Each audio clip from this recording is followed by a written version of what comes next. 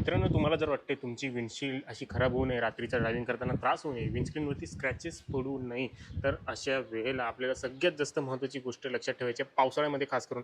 आता बघा, गाडी जी आहे ती स्वच्छ धुतलेली होती, परंतु पावसामुळे कसं झालेलं आहे, भले पाऊस जरी पडत असला तरी ही सगळी घाण जी आहे ती जाऊन जमा होते आपल्या या वायपर ब्लेडजवळ. कारण की ते असे चिटकलेले असतात आणि सगळं पाणी असं वाहून जाते, इथे चिटकतं आणि सगळं जी डस्ट आहे ती इथे जाऊन बसते. आणि जेव्हा आपण गाडीमध्ये बसतो आणि हे चालवतो तेव्हा हे सगळी धूळ वायपर घेऊन जातं आणि हे बारीक बारीक कणच आपल्या विंडस्क्रीनवरती जे आहेत ते संपूर्ण बारीक बारीक स्क्रॅचेस लावतं आणि त्याच्यामुळे आपल्याला नाईटच्या वेळेला योग्य प्रकारे दिसत नाही. तर सगळ्यात महत्त्वाची गोष्ट आपल्याला काय करायचं आहे पावसाळ्यामध्ये, की ड्रायव्हिंग सुरू करण्या अगोदर हे वायपर्स उचलून निदान हे एवढं तरी क्लीन करायचं आहे. हे एवढं क्लीन करा. पूर्ण विंडशील्ड क्लीन नाही केली एकदम तरी चालेल, परंतु हे एवढं तरी क्लीन करायचं आहे आणि हे वायपर ब्लेड देखील असं पुसायचं आहे.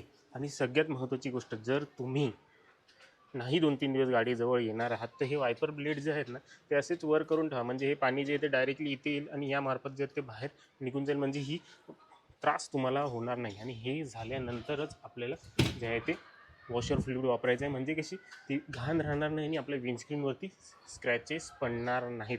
आपण भले हे वॉशर फ्लुइड वापरलं तरी इकडील जी ही आहे धूळ ती नरम पडते, हे इथील पडत नाही. आणि दुसरी महत्त्वाची गोष्ट म्हणजे आपल्याला आपल्या वॉशर फ्लुइडमध्ये पावसाळ्यामध्ये खास करून वापरायचं आहे ते म्हणजे आहे वॉशर फ्लुइड.